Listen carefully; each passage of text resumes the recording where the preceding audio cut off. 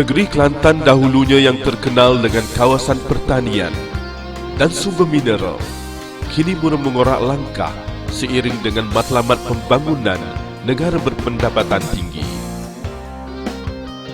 Tumpuan utama pembangunan negeri Kelantan kini dan masa hadapan adalah menumpukan ke arah pembangunan di dalam bidang perindustrian, perlombongan, cari gali petroleum dan gas, pelabuhan, pertanian, perkhidmatan dan infrastruktur baru.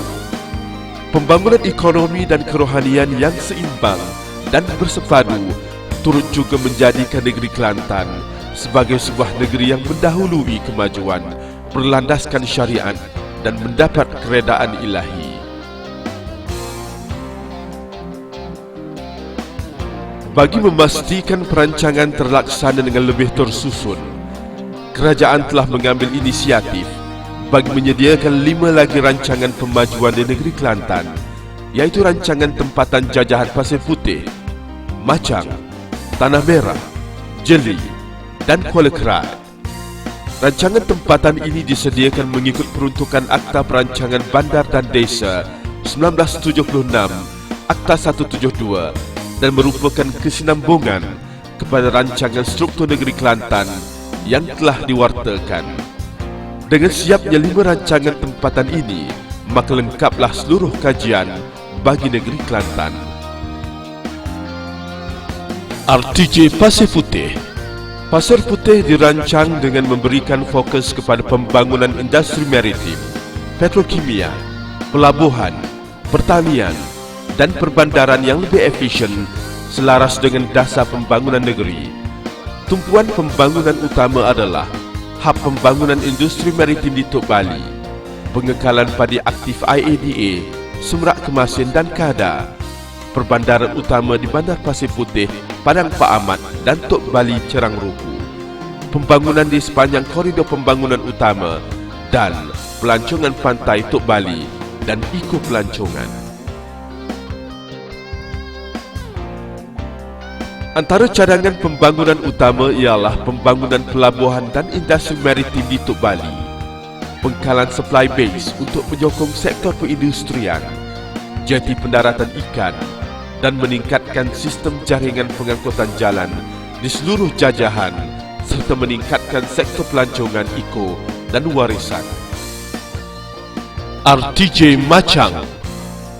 Jajahan Machang dirancang sebagai wilayah kecermelangan ilmu dan kesejahteraan masyarakat dengan memberi tumpuan kepada pembangunan institusi pendidikan dan latihan serta memperkukuhkan aktiviti ekonomi yang berdaya saing dengan pembangunan industri kecil dan sederhana dan industri asas tani.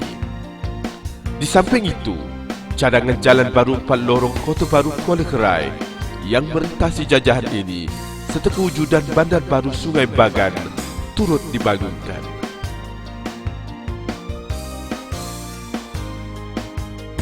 RTJ Tanah Merah. Jajahan Tanah Merah akan dibangunkan dengan kawasan penempatan yang kondusif serta disokong oleh pembangunan ekonomi yang berdaya saing, peningkatan kualiti hidup yang mampan dan pengurusan sumber daya yang cekap. Di dalam mencapai wawasan ini, beberapa cadangan telah digariskan iaitu: pertama, memajukan kawasan perumahan dan perniagaan di pusat bandar Tanah Merah, Bukit Bunga, Batang Merbau, Batu Gajah dan Kuala Ipoh. Kedua, meningkatkan imej bandar Tanah Merah dengan melibatkan cadangan seperti Merah Walk, Tanah Merah Central, Merah Riverfront, Merah Square, Taman Bandar, Taman Islam dan Taman Bentara. Ketiga, meningkatkan kemudahan sampaian dan mobiliti di dalam bandar dan luar bandar. Keempat, pembangunan kawasan perindustrian terancang di Tanah Merah dan Batu Hitam. Dan akhir sekali, memajukan pelancongan warisan di Jambatan Gulmat dan pelancongan agama. RTJ Jeli. Pembangunan jajahan Jeli adalah berteraskan kepada pendidikan syumul. Dengan adanya beberapa projek institusi pendidikan siap dibina, seperti Universiti Malaysia Kelantan, dan politeknik akan memberikan impak kepada penambahan jumlah modal insan dan guna tenaga mahir. Pembangunan sektor pertanian juga turut diberi perhatian seperti tanaman padi, getah, kelapa sawit dan tanaman-tanaman lain. Manakala kawasan rangkaian Central Forest Fine atau CFS dan kawasan sensitif alam sekitar terus terpelihara dan dikekalkan. Bagi memastikan jajahan jeli lebih menarik, ceria dan beridentiti, pusat bandar jeli dirancang dan akan disusun semula dengan lebih sistematik. RTJ Kuala Krai. Jajahan Kuala Krai kaya dengan sumber alam semula jadi, mempunyai dua bandar utama, iaitu Kuala Krai dan Dabung. Kekayaannya dengan alam semula jadi dan pembangunan bandarnya telah membentuk wawasan jajahan ini ke arah menjadikan Kuala Krai makmur lestari dan Dabung gerbang semula jadi. Pembangunan utama jajahan Kuala Krai ini menjurus kepada memperkasakan pelancongan Gunung Stong yang unik dan kaya dengan sejumlah puncak gunung, gua batu kapur, litupan hutan simpan dan jaringan sungai-sungai disulami jeram serta air terjun yang indah dan mempersonakan, dengan kemudahan-kemudahan asas dan kemudahan sampaian kepada pelancong dalam dan luar negara.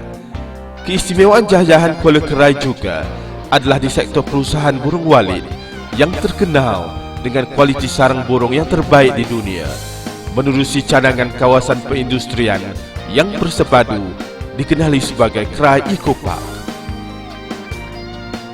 Dengan perancangan yang bersepadu dan mampan, rancangan tempatan 5 jajahan ini mampu mewujudkan persekitaran kawasan dan bandar yang selamat dan selesa didiami.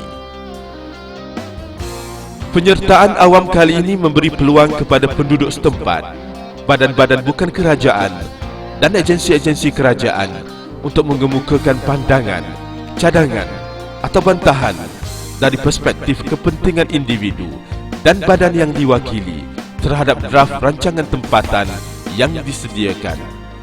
Pandangan dan cadangan serta bantahan daripada semua pihak adalah merupakan suara pihak-pihak berkepentingan dan menjadi inspirasi kerajaan, kerana pihak awam amnya dan penduduk setempat khususnya adalah rakan pembangunan kerajaan.